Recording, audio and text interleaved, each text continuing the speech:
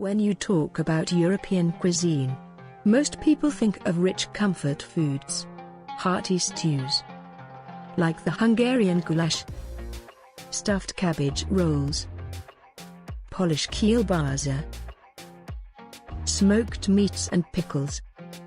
But as is the case with many other cuisines, even the Eastern Europeans have a few skeletons hidden in their pantry. Believe it or not, they don't try their best to come up with the weirdest combinations or ingredients you can think of. While nose-to-tail eating might be a foreign concept for the Western countries, these recipes are hundreds of years old and were created out of necessity. Food was scarce, meat was not always available, so whenever an animal was slaughtered, people had to come up with a way to use almost every part of it. And before you get all judgy, keep in mind that no matter where you come from, there is a chance your ancestors used to eat some of these unusual ingredients. Food culture has changed a lot over the past few years. Millennials travel around the world with the intent of discovering new foods and trying unusual recipes, like the famous chef Andrew Zimmern, whose slogan is "If it looks good, eat it."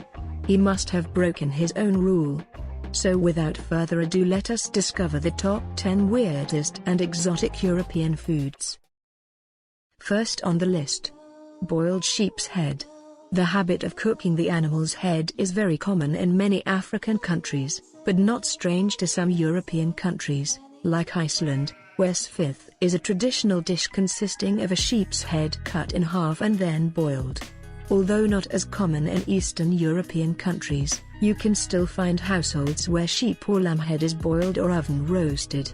Adding onions, carrots and different herbs will give a great flavor. The eyes are considered a delicacy, and that is why they are offered to the guest of honor. Those brave enough to try it claim to have experienced a unique creamy, yet gelatinous texture and a potpourri of flavors. If eyeballs are not your cup of tea, you can try brain, tongue or the meat from inside the cheeks, which is supposed to be particularly tasty. Number 2. Jellied pig's feet. If you have ever tried the pickled pig feet found in American grocery stores, this recipe might not sound very odd to you. And if you ask me, pickled sounds worse than jellied. Jellied pig's feet is a recipe found in many Eastern European countries, Hungary, Poland, Romania, just to name a few.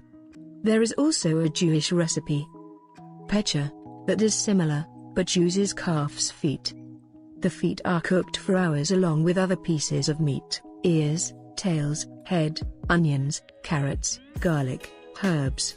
The resulting broth is strained, mixed with meat, picked off the bones and diced, carrots and some gelatin, and then poured into molds and refrigerated overnight. The final product is basically a meat jelly that tastes like pork and vegetables. Can you picture patients in American hospitals being served pork jelly instead of the colorful jello? Me neither, although one is way healthier than the other. Number 3. Tripe soup. While some find it scary and others fascinating, tripe is just one of those foods that you might never want to try because of the way it looks weird. Beef tripe refers to the muscle wall of the first 3 chambers of a cow's stomach: the rumen, the reticulum, and the amasum. Each of them has a different texture, but they are equally unpleasant looking. Although the reticulum, that looks like a honeycomb, could surely get the first prize. One of the most off-putting things about tripe and tripe soup preparation, other than the way it looks, of course, is the smell it releases while it's being cooked. That is why it's supposed to be cleaned thoroughly and then simmered for hours, until tender. The Romanian recipe contains garlic, is thickened with egg yolks and sour cream and served with vinegar. When cooked properly, the soup shouldn't have any funky smells.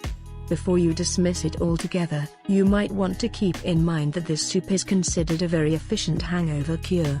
And hey, if you're hungover when you eat it, you probably won't remember the next day, so you really have nothing to lose. Number 4. Deep-fried brains. This one is pretty self-explanatory. You take the brain, you deep-fry it, you eat it. Why would someone want to do such a thing, you might ask?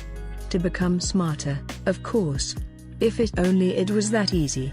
They say Americans like to deep fry everything, but I don't remember seeing brains on any menu. The most common and tastiest recipe is made with calf brains, but pig or lamb brains can be used as well.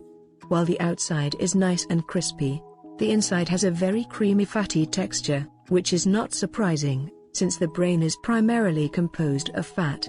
As is the case with many foods on this list, if you don't have to cook them yourself and see the actual ingredients in their pure state, you're more likely to want to try them. Number 5. Blood soup. This sounds like something Dracula would have enjoyed for lunch and a dish that people suffering from blood phobia should avoid. Blood is used in food recipes all over the world, from Asia to Africa to South America. The most well-known recipe is probably black pudding, which is a traditional British recipe for blood sausage. It can also be used in pancakes or even consumed raw in some cultures, for health benefits. Duck or goose blood soup, czernina, is a Polish favorite, but can also be prepared with hen, rabbit or pig blood. The soup has a sweet and sour taste given by sugar, or different types of fruit, cherries, plums, and vinegar, and is usually served with noodles or dumplings. Number 6. Salo. This can be found in many Eastern European countries, Ukraine, Romania, Croatia, Hungary, and it is cured slabs of fatback. It can be salted or fermented in brine, treated with condiments or smoked. The best kind. It isn't uncommon for tourists from the North American continent traveling through Eastern Europe to appear confused when they are served raw bacon for breakfast. While salo can be cooked if necessary, unlike bacon, it is mostly fat, so at the end, you get a small piece of fried fat. There are certain situations when frying salo is a better idea than having it raw. Fishermen or people going camping will take a slab with them and cook it over an open fire and serve it with fresh bread, tomatoes and onions. It might sound disgusting, but it smells and tastes really good. Salo can be served with or without skin. Just a heads up, if it has the skin on, it probably still has lots of bristle left. While the skin does taste delicious when it's tender, the hair is kind of a turn-off. In some countries, salo is served as an appetizer, along with vodka or plum brandy. Some people claim that if you keep eating salo while drinking, you can have as much vodka as you want and you will never get drunk. That's because you'll probably have a heart attack first. Number 7. Sweet poppy seed pasta. Pasta is one of those dishes that are always savory and almost never associated with dessert. However, in Eastern Europe there are several recipes that have turned pasta into a sweet dish. This Hungarian recipe is very simple: pasta, butter, lots of poppy seeds and sugar. But hey, if you fail that drug test, don't blame it on the poppy seeds. If you don't like poppy seeds, Hungarians have a similar recipe that uses ground walnuts instead of poppy seeds. Supposedly, it tastes even better if you add some homemade apricot jam to it. Jewish cuisine has its own sweet pasta recipe, sweet kugel, that consists of noodles, eggs, cheese, sugar and raisins. The whole mix is baked into a delicious casserole. A similar recipe can be found in the Romanian cuisine. Number 8. Fried milt. If you thought some of the above dishes were a bit nasty, wait until you hear about this one. Milt is the semen of a male fish. Yep, we're talking fried sperm. Milt looks a lot like brains and has the same creamy texture. It is very common in the Japanese cuisine, which shouldn't surprise us because Asians have always been more adventurous when it comes to food, but it's not something you expect your old Eastern European grandmother to cook for you. If you think you can stomach this, deep fried is the way to go. You get to enjoy the nice crunchy breading and the inside doesn't look as weird, either. It can also be steamed, but only if you can get past that weird texture. Number 9. Lamb drop is a traditional Romanian dish, similar to the Scottish haggis, served at Easter. As many probably know, it is common in Eastern European countries to sacrifice a lamb for Easter. While the animal itself can be cooked in various ways, roasted, over a campfire, the organs are used for drob. The recipe contains a mix of organs, livers, heart, lungs, kidneys, spleen, along with white and green onions, parsley and dill and sometimes whole boiled eggs. The mix is then covered in wrapper, the serous membrane that covers most of the intra-abdominal organs, and baked. The final result might look like the much-loved American meatloaf, but it tastes nothing like it. The organs give a very strong taste and fragrance. If you are used to eating liver, this isn't too bad. Besides, think of all the health benefits of eating organ meats. Number 10. Shuba, or fur coat salad. Also known as herring under a fur coat, or dressed herring.